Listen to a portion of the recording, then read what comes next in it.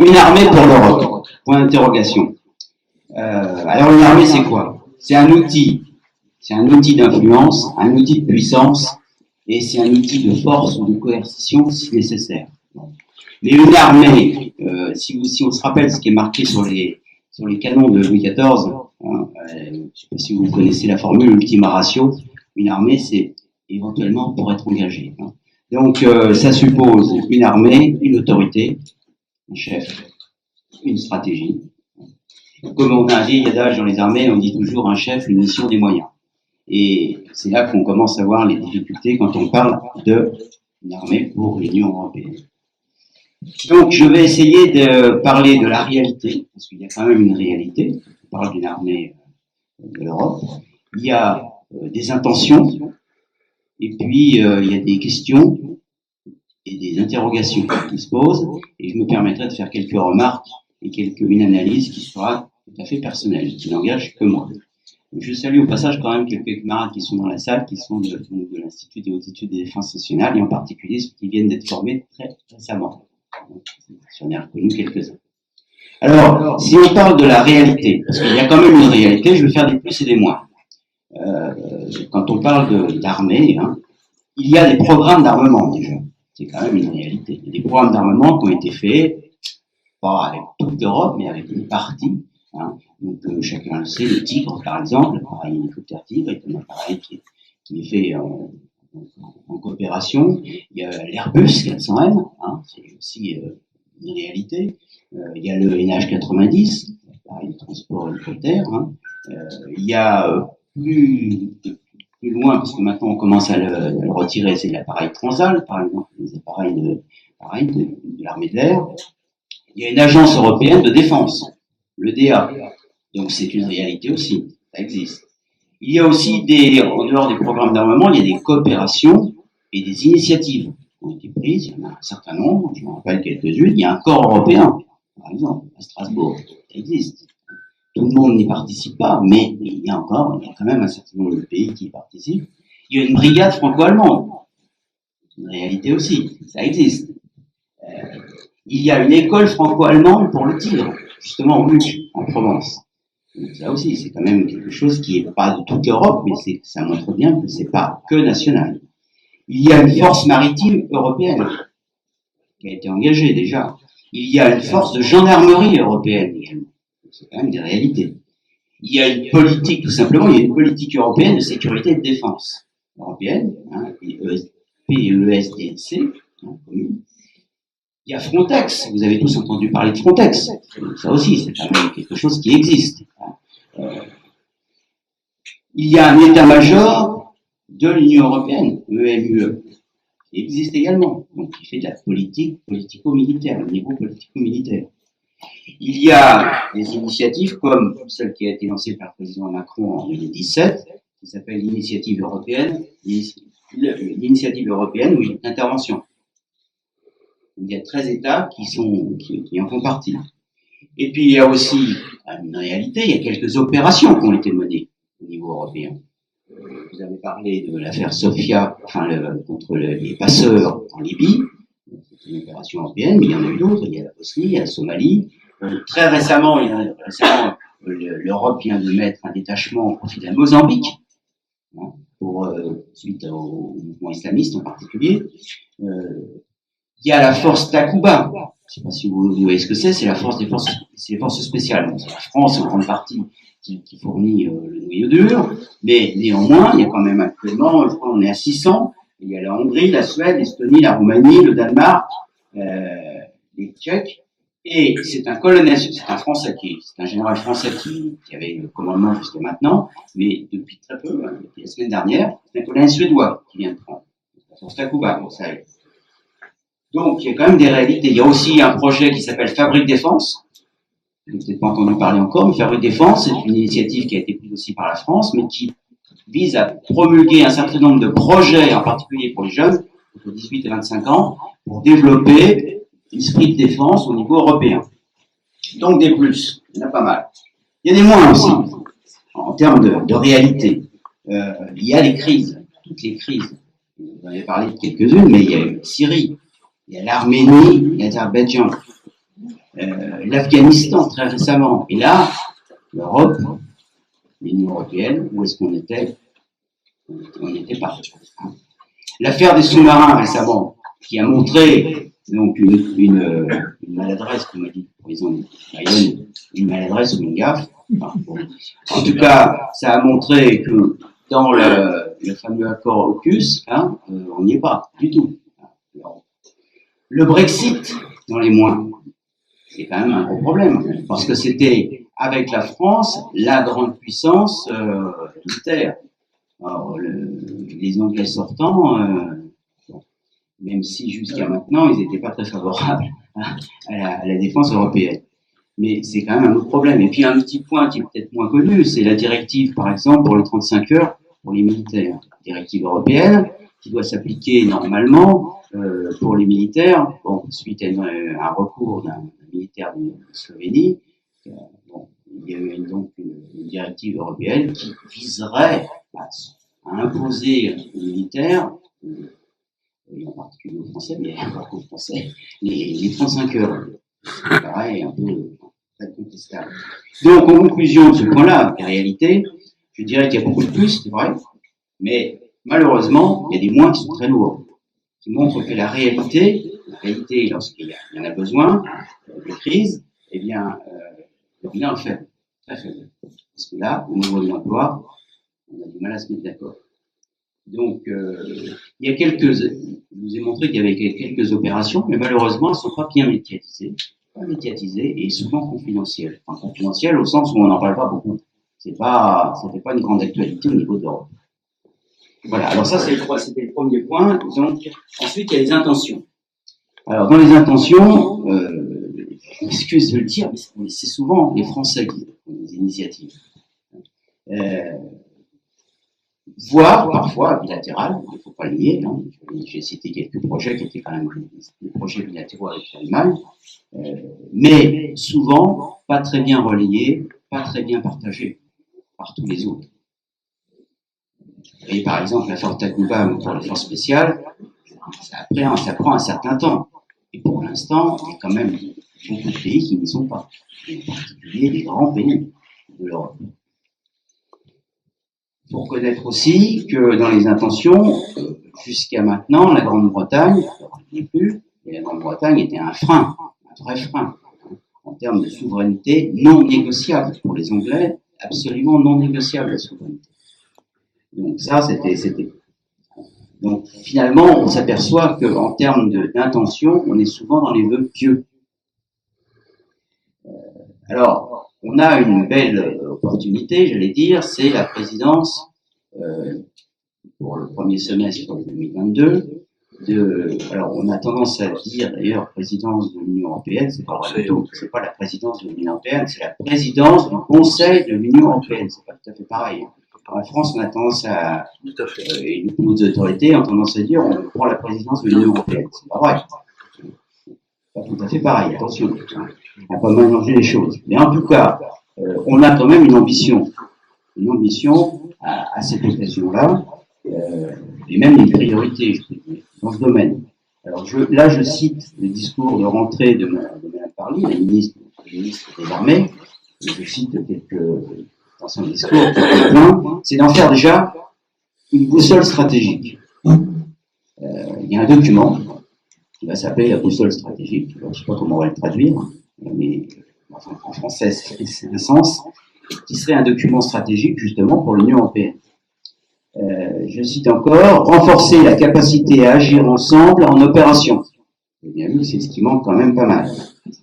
L'idée d'une défense européenne, qui ne doit pas être une barrière à nos frontières, mais une capacité à défendre nos intérêts, ou ceux qu'ils soient. Nos intérêts, où qu'ils soient. Avec des espaces communs, on peut facilement les imaginer. Les espaces communs, c'est les espaces maritimes, c'est la cyber, c'est les domaines spatiaux. C'est à la mode en ce moment avec notre astronaute qui vient de se poser. Donc, et je cite encore, être un acteur majeur de la défense et pas un spectateur. Donc, dans les intentions, je dirais qu'il y a une vraie ambition, en particulier pour la France. mais est-elle partagée? Point d'interrogation. Alors justement, puisque je parle de point d'interrogation, je lève quelques questions et quelques points d'interrogation et de problèmes. Alors il y en a des récurrents qui sont très anciens, qui ne sont pas résolus. Ils datent depuis, vous l'avez dit, on en parle depuis très longtemps et on continue à en parler. Mais le problème, c'est qu'il se complique avec l'arrivée de nouveaux acteurs majeurs. On n'avait pas, par exemple, disons, la Chine. Donc c'est un acteur majeur qui commence à peser très lourd, et y compris sur l'espace européen. Évidemment les États-Unis, je vais en revenir un mot après, la Russie. Donc des problèmes récurrents qui sont devenus de plus en plus compliqués avec des puissances qui jouent un rôle de puissance, une vraie puissance. Problème majeur, la dissuasion nucléaire. Point d'interrogation. Parce que quand il y avait les Anglais, on était deux. Maintenant, il n'y a plus que nous, au niveau de l'Union européenne. Qu'est-ce qu'on fait? Sachant que quand même, je dis parfois, les armes nucléaires américaines sont stockées en Allemagne. Alors, elles sont pas sous l'utilisation des Allemands, mais elles sont quand même des armes nucléaires américaines qui sont stockées en Allemagne.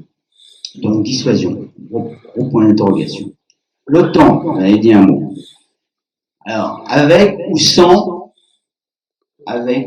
l'OTAN, ou avec un peu de temps, pas beaucoup, quelle est la position? Sachant que au niveau de l'Union européenne, vous avez 21 pays sur 27 qui sont membres de l'OTAN. 21 sur 27. Et quand on commence à rentrer un petit peu plus loin, on tombe sur, par exemple, les problèmes de la Turquie, de la Grèce, qui sont membres tous les deux de l'OTAN, et qui se chamaillent. Quand je dis se chamaillent, mais c'est plus que ça, hein. C'est beaucoup plus grave que ça. Si j'en arrive à la Turquie, je continue avec la Libye, l'Irak. Aujourd'hui même, intervention de drones turcs en Syrie, sans aucune consultation de qui que ce soit. Hein. L'achat des systèmes de défense antiaérienne pour la Russie, pour un membre de l'OTAN. Donc, vous voyez ce que je veux dire, avec le temps compliqué. Autre point d'interrogation, les frontières. La Frontex, je l'ai dit, mais quand on parle de frontières, on pense à l'immigration.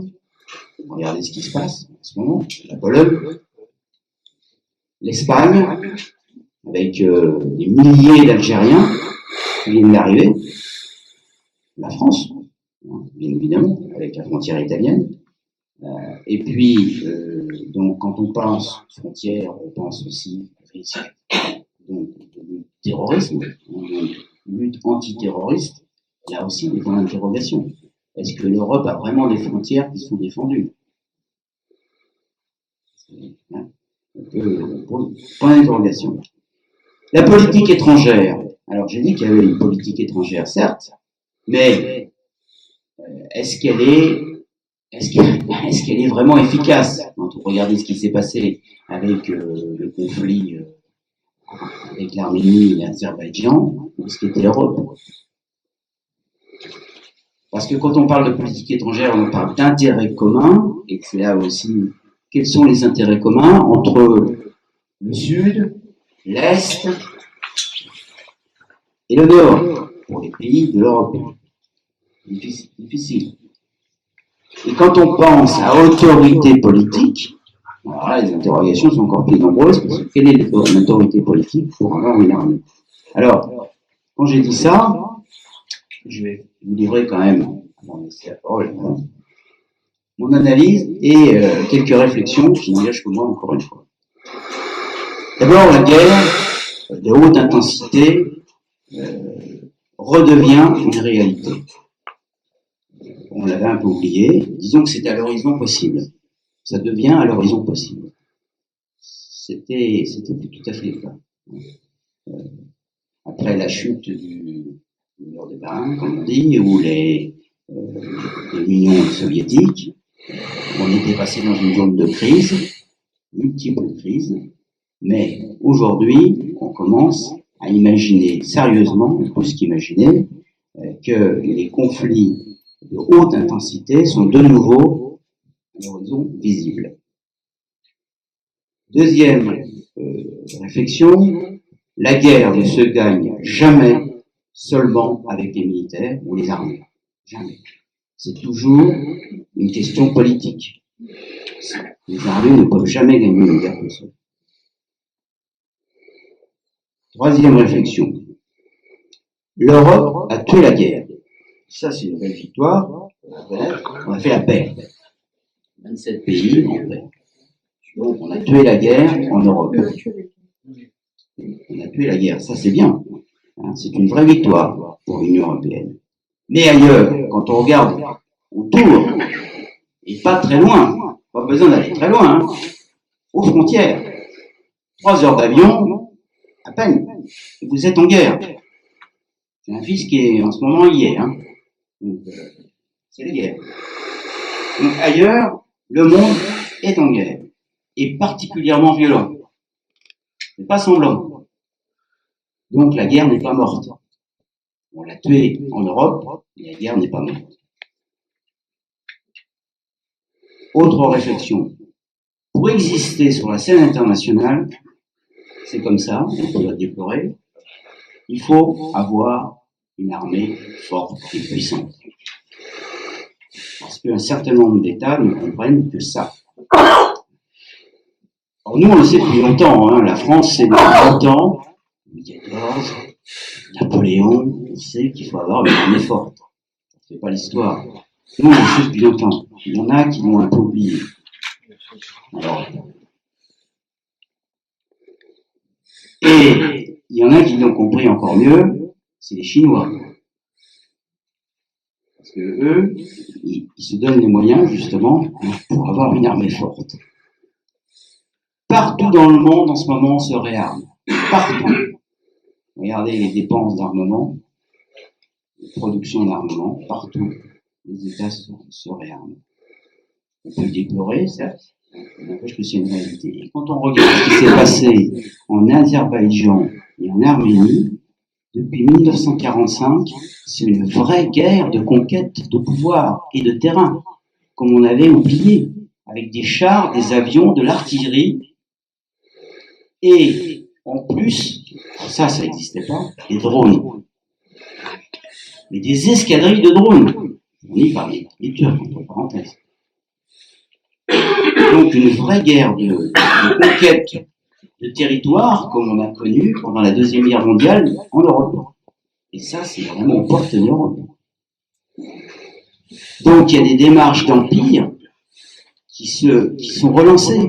On voit bien que la Russie, j'ai cité la Turquie, mais on voit bien qu'il y a des démarches, de nouveaux démarches d'empire, de reprendre des dominations sur d'autres. La Turquie, justement, c'est un adversaire ou c'est un concurrent? Ou c'est un partenaire? Je ne connais pas ma réponse, mais enfin, en tout cas, il y a quand même un problème. Alors, en fait, quand j'ai dit tout ça, pour des raisons budgétaires évidentes, nous, aucun pays de l'Europe n'est capable aujourd'hui de se doter d'un système complet, comme je l'ai dit, moyens de renseignement spatial, des avions, des hélicoptères, des chars et X moyens maritimes, mais bien aucun n'est capable donc de se doter de ces moyens-là. Et donc on est obligé, pour l'instant, d'avoir une assurance, effectivement, l'OTAN. Maintenant, la question, c'est quelle est la validité de cette assurance? Car pour avoir une véritable autonomie, il faut effectivement, comme je l'ai dit, avoir une armée puissante. Et il faut aussi avoir une stratégie. Or, aujourd'hui, il faut le reconnaître, le soutien des États-Unis est indispensable. Il est indispensable. Ne serait-ce que nous au Sahel, pour des moyens de renseignement, des moyens logistiques, transport important, on a besoin des Américains. Donc, tant que nous aurons besoin des Américains, du protectorat américain, malheureusement, on ne pourra pas avoir une vraie autonomie. Impossible. D'ailleurs, ils ne s'en privent pas, les Américains, de nous le faire comprendre. Il faut venir se promener. La vice-présidente qui est aujourd'hui en France peut faire toutes les courbettes qu'elle veut, n'empêche que c'est du protectorat. Donc, on ne peut pas exister aujourd'hui, malheureusement, sans l'OTAN. Et l'OTAN, c'est les Américains derrière. Or, il y a quand même un problème, c'est qu'on assiste à ce que j'appelle une pacification. Alors, c'est pas la pacification au sens de la paix. C'est une pacification stratégique, c'est-à-dire un déplacement du centre de gravité qui part de l'Europe, qui va vers le Pacifique. C'est ça la pacification. C'est pas une pacification, c'est pas la passe. Et cette dérive des continents, parce que c'est une dérive des continents, quand vous regardez l'OTAN, ça veut dire quoi? Organisation de l'Atlantique Nord. Vous voyez ce que je veux dire? C'est pas l'organisation de Pacifique. Hein. Bon. Donc là, il y a un problème. Parce que finalement, quand vous mettez en plus ce lien charnel qu'avaient les États-Unis avec l'Europe, dans une génération, c'est fini. Le soldat Ryan, dans 20 ans, les Américains sont d'origine asiatique, hispanique et africaine. Pratiquement. C'est garanti sur facture, regardez ce qui se passe. Il y a quelques émigrés encore, mais enfin, les Américains ne seront plus d'origine européenne dans 20 ans. Donc, 25 ans si vous voulez. Donc ça veut dire que les racines des Américains ne seront plus en Europe. Et le centre de gravité, je viens de vous le dire, il s'est déplacé.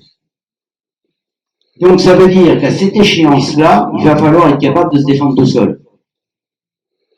C'est ça le problème, la problématique qu'on a aujourd'hui. Et penser que l'OTAN est effectivement notre garantie, je dis que c'est une réflexion tactique à court terme, c'est-à-dire 4 à 5 ans.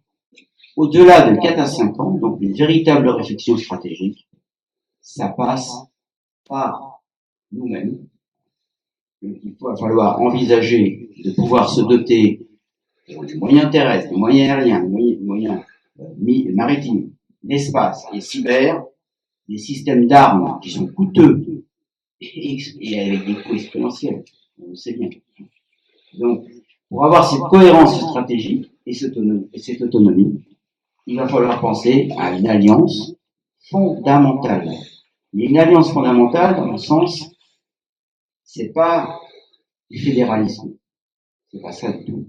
Une alliance fondamentale, le fédéralisme, ça efface les souverainetés. Une alliance fondamentale, c'est que chacun vient en aide à l'autre, avec des accords pour venir effectivement en aide et fournir des moyens.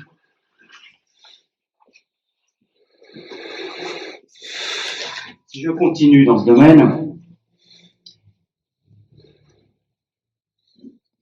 le risque aujourd'hui, c'est que nous soyons entraînés dans des conflits que nous n'aurons pas dans notre agenda.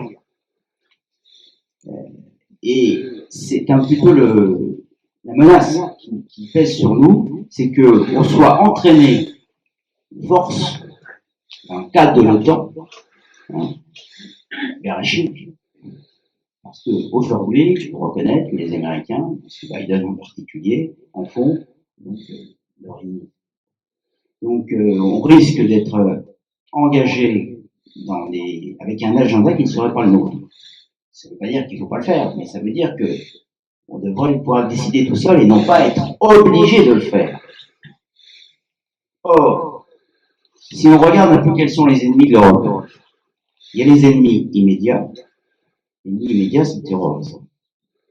Ce qui existe dans le Sahel, à Mossoul, à Raqqa, etc. Bon. Mais l'ennemi potentiel, c'est celui que nous laisserons devenir un ennemi. Parce que je vous ai dit, on part du principe que c'est la force qui permet de contenir les ambitions des autres. C'est le chien, le garde, que vous avez dans votre propriété. Si vous n'avez pas ces moyens-là, eh bien, à ce moment-là, vous devenez une cible. Je vous ai dit qu'il y avait des tentations d'empire, donc de se développer. Donc, on a des ennemis potentiels. On les a pas aujourd'hui, mais on a des ennemis potentiels si on n'a pas les moyens de montrer que on ne sait pas faire.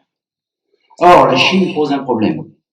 La Chine pose un vrai problème parce que, pour la première fois de son histoire, elle est vraiment dans une démarche d'empire.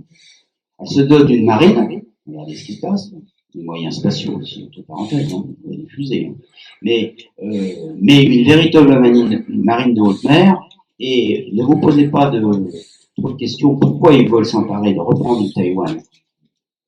Parce que c'est l'accès à la haute mer. Pour les sous-marins nucléaires, lanceurs d'engins, s'ils restent dans la mer de Chine, dès qu'ils quittent la Chine continentale, on sait où ils sont. Quand ils seront à Taïwan, ils sont face au Pacifique. Et là, ils passent en plongée, comme ils vont faire au reste. Et ils vont les perdre. Ça, c'est un objectif. Un vrai objectif stratégique. Donc, aujourd'hui, je vous rappelle qu'on a des territoires outre-mer, en particulier la Nouvelle-Calédonie et nos îles, qui sont autant d'objectifs, et on le sait très bien par les moyens de renseignement, que les Chinois aimeraient bien mais si vous regardez un peu, et c'est clairement affiché par le président Xi Jinping, qui le dit clairement, à l'occasion de la Grande Marche, donc 1949-2049, son objectif, première puissance. Il le dit. Voilà, on peut même pas dire qu'il n'aura pas dit, il le dit. Première puissance économique et militaire dans le monde pour fêter les 100 ans de la Grande Marche, donc de la révolution de Mao. Alors, la question fondamentale, est-ce que les États-Unis laisseront faire? Vous avez entendu parler de la thèse du piège de Thucydide. Le piège de Thucydide, c'est quoi? C'est Athènes et Sparte. C'est-à-dire que vous avez une puissance ancienne et une puissance qui monte. Est-ce qu'on la laisse monter ou est-ce qu'on l'arrête avant? Et c'est exactement ce qui est en train de se produire. On peut faire de science-fiction, mais enfin, on voit bien qu'on est quand même dans ce domaine. Et on risque d'être dans un étau. En fait. C'est ça la question. On risque d'être dans un étau. Regardez ce qui se passe, il y a des incidents majeurs. Il y a un sous-marin américain, on ne sait pas trop ce qui lui est arrivé, en mer de Chine. Mais, pour la première fois, et par rapport à la guerre froide, qui s'est finalement très bien passé, qu'on a gagné la guerre froide, par rapport aux Russes, et à l'Union soviétique, c'est que là, on a une dépendance économique vis-à-vis de la Chine. Ce qui n'était pas du tout le cas avec la Russie. On n'avait aucune dépendance économique. Or là, les données sont complètement différentes. En plus, c'est fait avec la crise du Covid, on n'a pas d'indépendance, et puis on n'est pas prêt de l'avoir, entre parenthèses, dans un certain nombre de domaines. Donc il y a un vrai problème qui est nouveau, finalement, qui est tout à fait nouveau, parce qu'on rentre dans une période, vous l'appelez ou pas, guerre froide, mais il n'empêche que dans cette confrontation des deux grands, nous, on est, comme je vous l'ai dit, on risque d'être dans un étau, et en plus, l'avenir est complètement incertain, parce qu'on a une dépendance économique vis-à-vis d'un des adversaires. Voilà.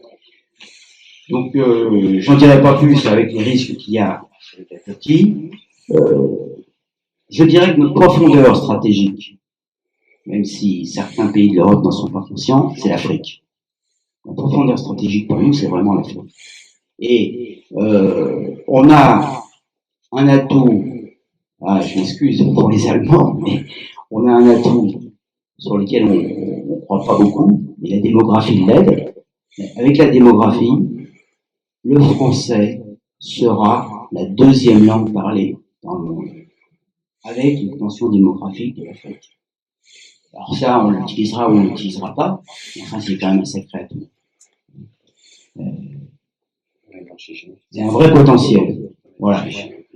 Donc je ne dirai pas plus, je vais conclure pour dire que l'Europe, pour moi, a un vrai rôle stabilisateur et de pacificateur dans le monde. Elle l'a prouvé, puisqu'on a été capable, après ce qui s'est passé, parce que avec les Anglais, la guerre de 100 ans, hein, quand même, ça a duré quand même 100 ans. Avec nos amis allemands, on a connu la guerre de 70, la guerre de 14, la 18, la 39-45. Donc on a prouvé qu'on était capable de faire la paix. C'est une réalité. Donc on est un vrai stabilisateur et pacificateur dans le monde. Il n'y a pas beaucoup de continents autres qui peuvent afficher ça. L'Europe, à mon avis, aujourd'hui est adulte. Et la question que je pose, est-ce qu'elle va passer directement à la vieillesse? De l'âge adulte, passer directement à la vieillesse. Donc, on n'a pas d'autre choix, à mon avis,